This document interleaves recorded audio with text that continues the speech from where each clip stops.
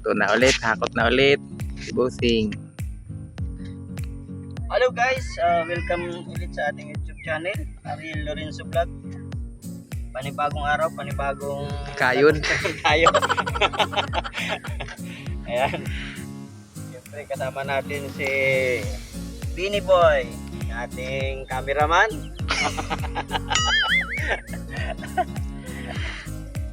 Dito tayo ngayon sa ating palayan para magtanim ng bigas. Punla na yan, Ang Bud. pagtatanim ng mga gulay at bigas.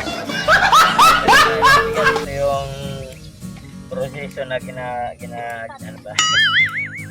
namin dito sa Bicol. Kasi nga dito sa Bicol, itong tinataniman namin ay sahod ulan. Sahod ulan, walang dito yung walang Irrigation. yan, walang irrigation. Kaya sa isang taon, isang beses lang kaming nakapagtatanim ng palay dito sa Bicol. Pero hindi naman lahat ng area dito sa Bicol ay sahod ulan. Dito lang sa amin sa Camagong, Camarines Norte. Ay, Pasod, Camarines Norte. Ayan.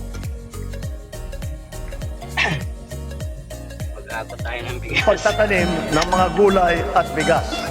Anong variety yan, Boss? Ito ay 402. Puro zero Inbreed. to. Inbreed. Pangilan na yan ngayong taon, Boss? Pang unang cropping pa to, Boss? Unang tanim. Isang beses lang naman kaya unang cropping. Unang tanim sa 2024. Taon. December. 2024. Ang ani natin ay February. Pagdating naman ng February, nag-init na kaya wala na.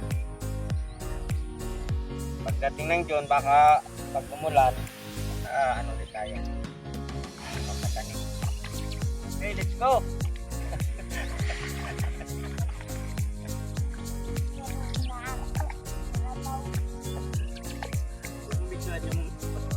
Ayan, ito naman yung kasama natin na naghakot. Ayan, sobrang nagmamadali siya. Gusto talaga niyang matapos agad itong ating tataniman ng palay.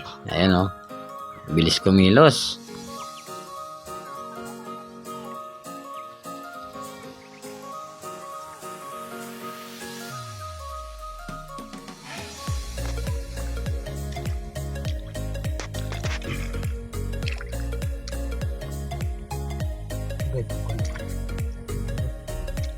Ay, inbreed daw yan.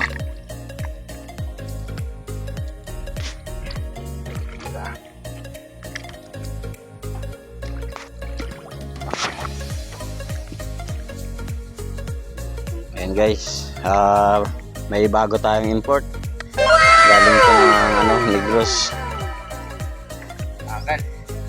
Yan Negros Island. Sanay ito kumain ng sanay kumain ng tubo. Ayaw sa amin, Boss. Ayaw. Malayo ba sa inyo yung kuha ng tubo?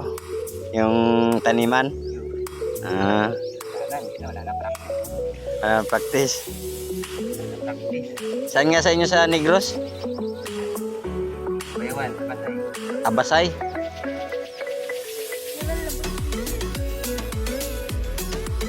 Sanay ito magnguta ng tubo. Kaunti lang.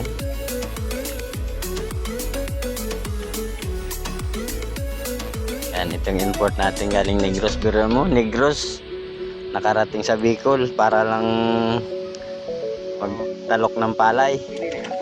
Hindi na. Helicopter daw, ibig sabihin mabilis.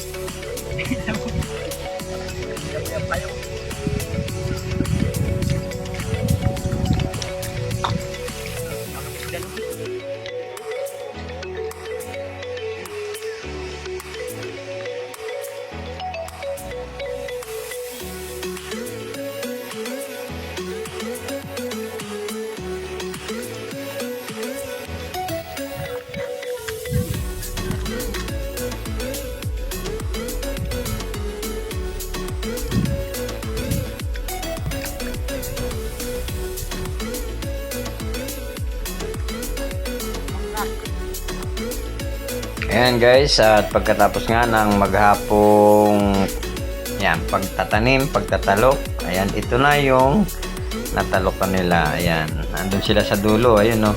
Medyo malayo-layo na. At konti na lang matatapos na nila.